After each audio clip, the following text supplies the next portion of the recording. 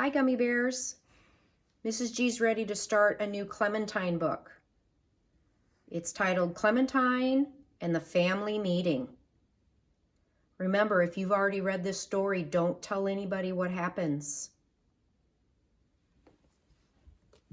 All right, so here I am in my reading loft with Papa Bear. Chapter 1. Clementine is on the school bus, sitting next to Margaret. The very first thing that Margaret said when we sat down on the bus Monday morning was that I looked terrible. You have droopy eye bags and a pasty complexion. Absolutely no glow. What's the matter? I'm having a nervous breakdown, I told her. Our family meeting sign is up, and I have to wait until tonight to find out if I'm in trouble. Of course you're in trouble, Margaret said. Probably something really big.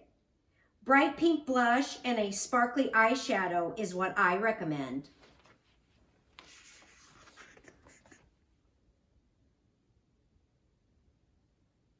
Can you see the picture of them on the bus?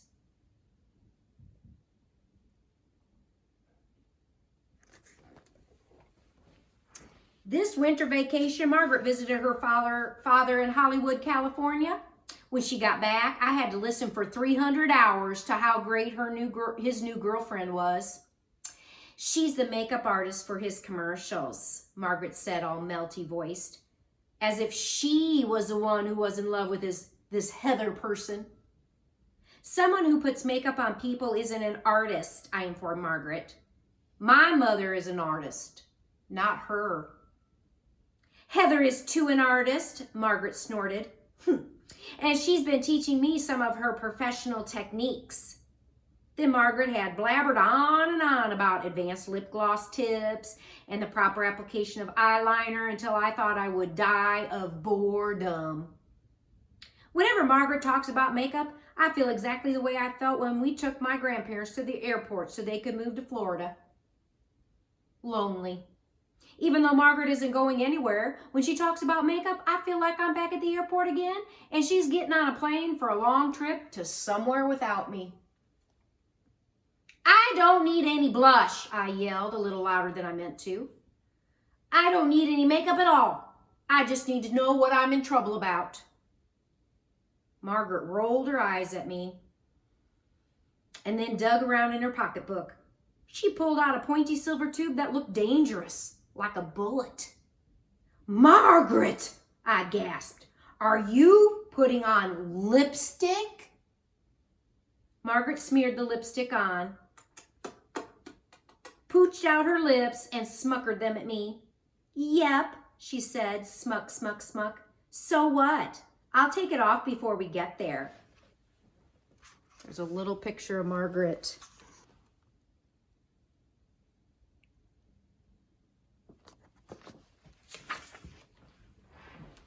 Margaret, I cried, you are 10 years old. Margaret had had her 10th birthday while she was on that Hollywood vacation. Since then, she'd been acting like she was 25 or something. Sometimes I don't even recognize her. Plus, I didn't get to go to a party for her. Margaret smucked her shiny pink lips at me again. Heather says I am very mature for my age. She waved the lipstick tube in front of my face. You want some? I tapped my lips. Mouth germs, I warned her. I can feel them crawling around. Margaret yanked the lipstick back in horror. She spent the rest of the bus ride wiping everything in her pocketbook with hand sanitizer. Being a germ maniac was about the only thing I recognized about the new Margaret. I opened my backpack and pulled out my important papers folder and found a good surprise. The science fair project report Waylon and I had written was still in there. I'm supposed to keep it until the end of the project, and every day that it's still in my backpack feels like a miracle. As I started reading over the report, I calmed down. This is because lately I really like science class. I didn't always. In the beginning, science class was a big disappointment, let me tell you. On the first day of third grade, Mrs. Resnick, the science teacher, had started talking about what a great year it was going to be. I looked around the science room. No monkeys with funnel hats and electrodes. No alien pods leaking green slime. No human heads sitting on platters under glass jars talking to each other like I'd seen in a movie once. And don't bother telling my parents about it because I was grounded for a week already, and so was Uncle Frank, who brought me to the movie. No smoking test tubes, no sizzling magnetic rays, no rocket launch controls, just some posters on the walls and a bunch of tall tables with sinks. As if all you would do in a room like this was wash your hands. Margaret had told me she liked science class, and now I knew why. Margaret says, let's go wash our hands, the way other people say, let's go to a party and eat cake. Does anyone have any questions? Mrs. Resnick had asked that first day. I sure did. I wanted to ask, you call this a science room? But instead I just said, excuse me, I think there's been a mistake. In a very polite voice. A mistake? Mrs. Resnick asked. Right, I said. I'm in the wrong science room. The wrong science room, she repeated. I nodded. I want the one with the invisibility chamber and mind control buttons and mutant brains splattered on the ceiling. The one with the experiments. I want that one too, Waylon said, and I gave him a big smile. Oh, there are plenty of experiments going on here, Mrs. Resnick said. We're going to have quite a year. Mrs. Resnick seemed nice, so I didn't tell her the other bad news. That she had the wrong hair. Scientists are supposed to have wild, sciencey hair. Here's a picture of that. But hers was just kind of normal, supermarket-y, television-y, mothery kind of hair. Probably she was embarrassed about that. So here's the type of hair that Clementine thinks Mrs. Resnick should have. Dr. Science doesn't have hair like that, but she does have a lab coat and glasses.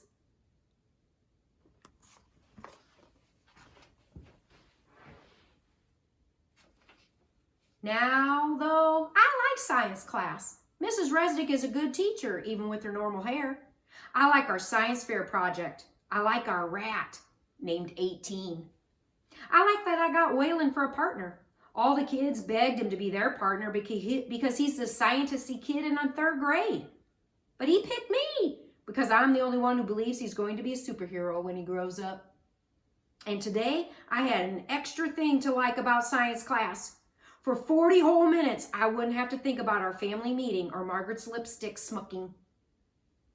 We're here, I said. Wipe your mouth off, Margaret. Margaret scowled, but she wiped off the lipstick and we went into school. It was an extra boring day, but finally it was time to line up to go to the science room. As soon as we got there, I saw that something was wrong. I ran over to the rats' cages. 18's missing, I cried. I shook the trail mix we used as treats and called for him while Waylon poked through the sawdust. He's really missing all right, Waylon announced.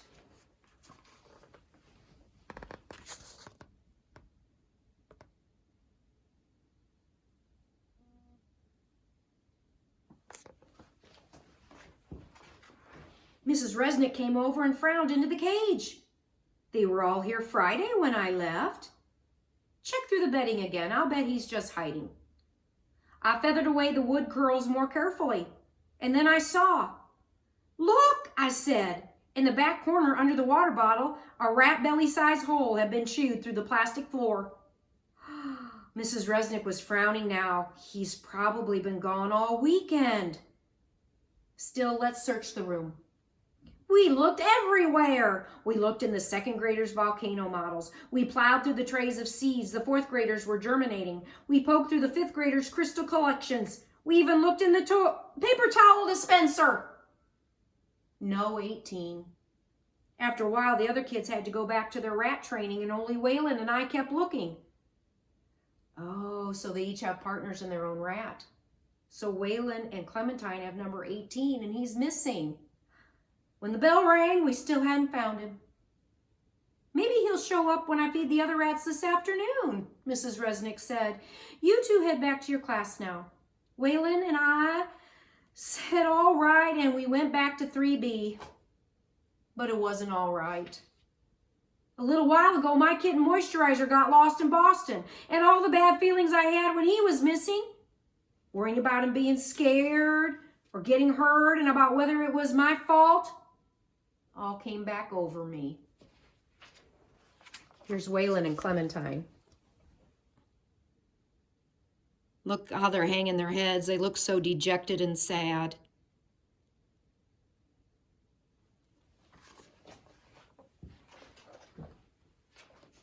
All day long, I worried about the little rat.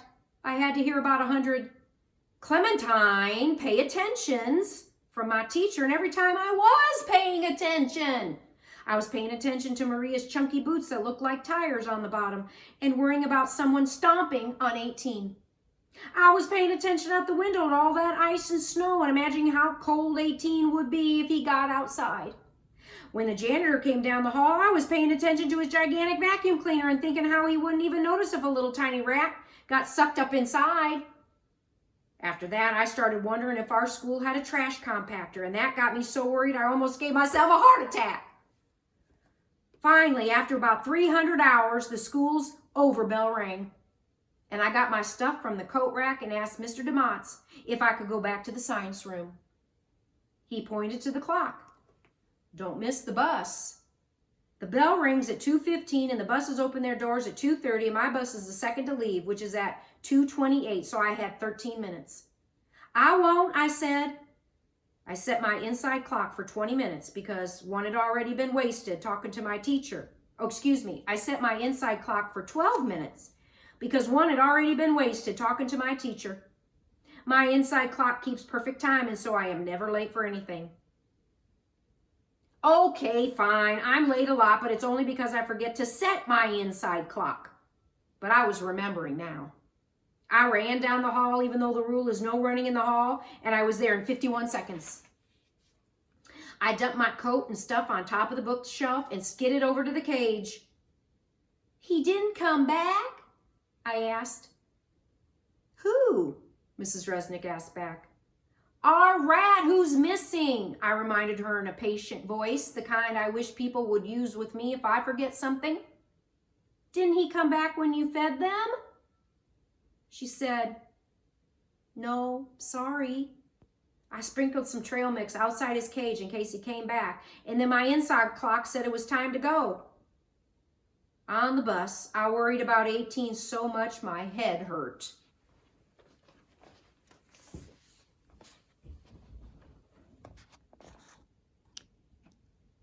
So there's Clementine putting her things up on the bookshelf, and you can see the empty cage right over here. That's 18's cage. That's the end of chapter 1.